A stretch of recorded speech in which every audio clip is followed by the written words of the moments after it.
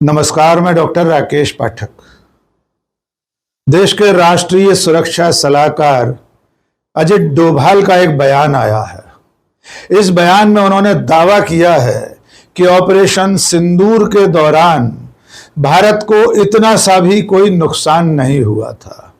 उनका दावा है कि हमारी तरफ एक कांच भी नहीं टूटा था, और अगर कोई एक भी तस्वीर ऐसी दिखा दे, एक भी फोटो दिखा दे, तो वे मान जाएंगे। अजित डोभाल के इस तरह के दावे के बाद कुछ बड़े सवाल खड़े हो गए हैं।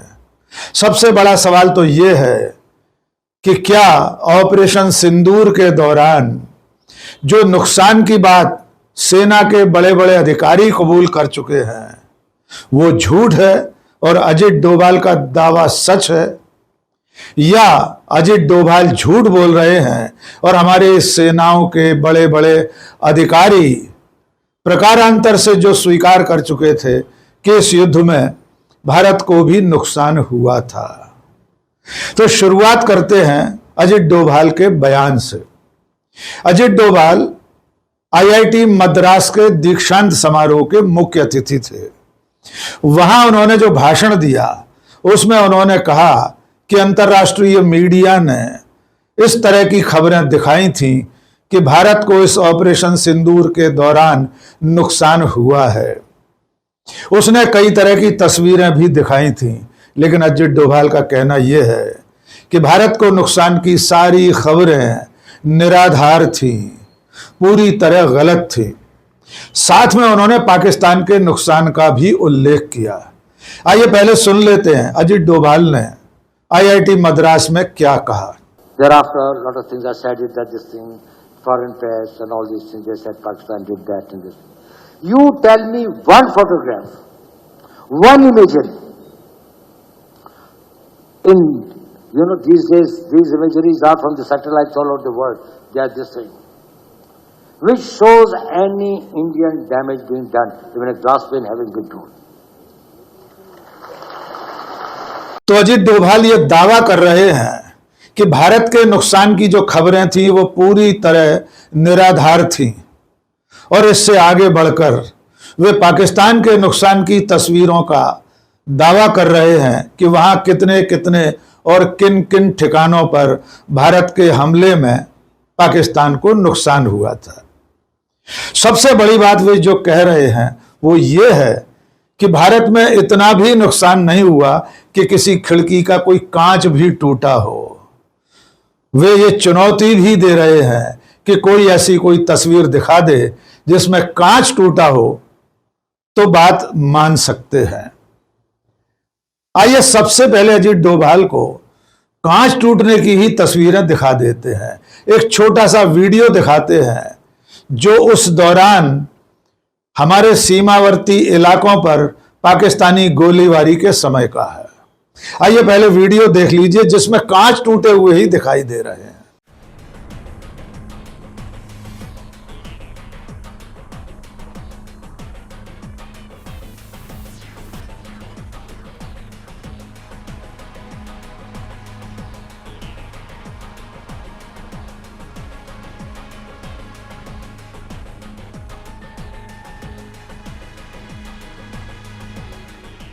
अब अजित डोभाल के दावे की पड़ताल कर लेते हैं कि क्या 7 मई से लेकर 10 मई तक चले 4 दिन के इस युद्ध में सचमुच में भारत को कोई नुकसान नहीं हुआ।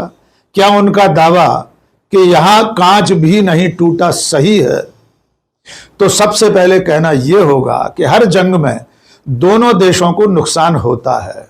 ऐसा कभी नहीं होता कि जब दो देश युद्ध में कूदें, दोनों एक दूसरे पर हमला करें, तब एक देश का कोई नुकसान न हो, कांच भी न टूटे। ऐसा कभी नहीं होता।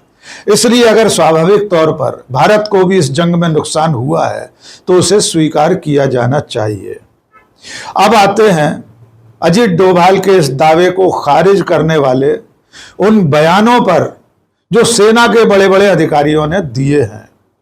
सबसे बड़ा बयान दिया था सिंगापुर में सीडीएस जनरल अनिल चौहान ने, यानी भारत के चीफ ऑफ डिफेंस स्टाफ विदेशी धरती पर दो अलग अलग अंतर्राष्ट्रीय मीडिया संस्थानों से बातचीत करते हुए, उन्हें इंटरव्यू देते हुए ये स्वीकार कर रहे थे कि युद्ध में नुकसान तो होता ही है। जनरल अनिल चौहान से रॉयटर्स और ब्लूमबर्ग के पत्रकारों ने बातचीत की थी।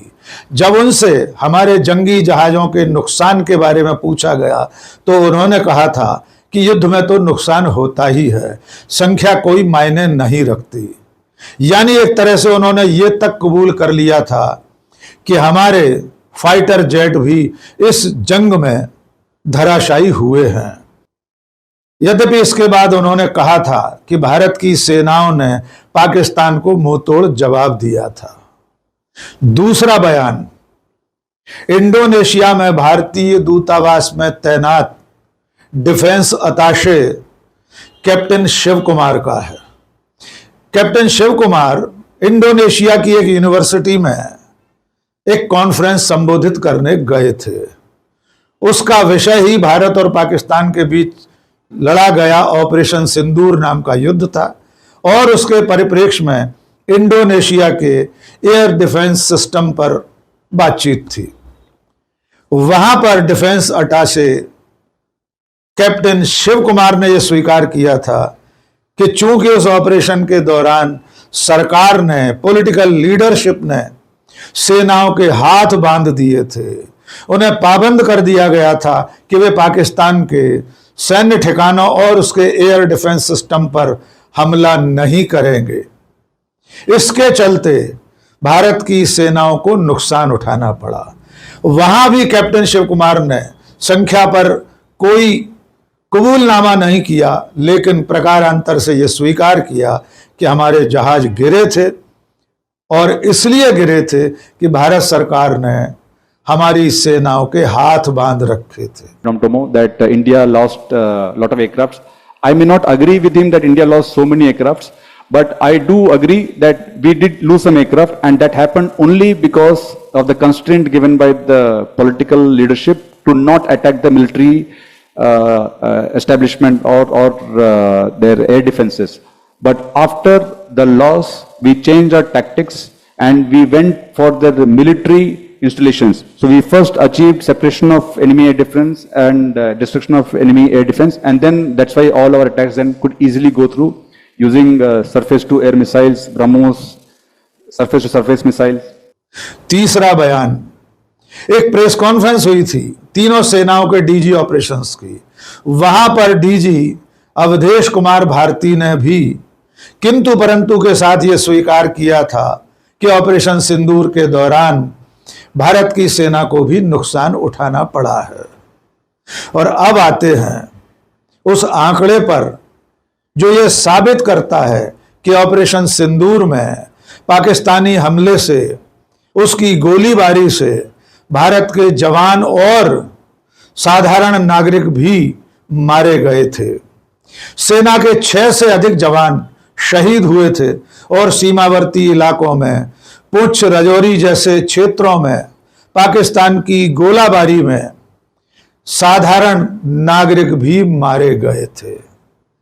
इसकी सूची आप स्क्रीन पर देख सकते हैं। शुरू में यह सूचना मिली थी कि 5 सैनिक मारे गए हैं, लेकिन लड़ाई खत्म होते होते 8 जवानों के शहीद होने की बात सामने आई थी। यहां तक कि थल सेना अध्यक्ष जनरल उपेंद्र द्विवेदी ने बाकायदा शहीद सैनिकों को श्रद्धांजलि भी दी थी। अब बात करते हैं नागरिक क्षेत्रों में पाकिस्तान के हमले में मारे गए लोगों की। आपको याद होगा कि 7 मई को ऑपरेशन सिंदूर हुआ था और उसके अगले दिन 8 मई को पाकिस्तानी सेना ने सीमावर्ती इलाकों में गोलाबारी की थी। इस गोलाबारी में पुंछ, राजौरी, कुपवाड़ा, बारामूला, उड़ी जैसे क्षेत्र शामिल हैं और इन हमलों में जो लोग मारे गए थे उनमें एक थे लांस नायक दिनेश कुमार। इसके अलावा जो लोग मारे गए उनके नाम है मोहम्मद आदिल, सलीम हुसैन, रूबी कौर, मोहम्मद जैन, मोहम्मद अकरम, अमरीक सिंह, रणजीत सिंह, जोया खान, मोहम्मद रफी, मोहम्मद इकबाल, विहान भार्गव, मरियम खातून, अमरजीत सिंह। इसके अलावा आपको याद होगा कि एक गुरुद्वारे पर भी पाकिस्तान के गोले गिरे थे, जिसमें गुरुद्वारे को नुकसान हुआ था और ग्रंथी लोग भी मारे गए थे। ये तस्वीरें उन्हीं सीमावर्ती इलाकों की हैं जहां पाकिस्तान के हमले में न केवल आम नागरिक शहीद हुए बल्कि तमाम संपत्तियों को भी नुकसान पहुंचा था। और अजित डोभाल अब ऑपरेशन सिंदूर के इतने दिन बाद ये दावा कर रहे हैं कि पाकिस्तान के हमले में एक कांच भी नहीं टूटा था। एक और घटना आपको याद होगी, इसी सीमावर्ती इलाके में कारी मोहम्मद इकबाल नाम के एक शिक्षक पाकिस्तान के गोले की चपेट में आकर मारे गए थे। गोदी मीडिया के चैनलों ने उन्हें आतंकवादी तक बता दिया था।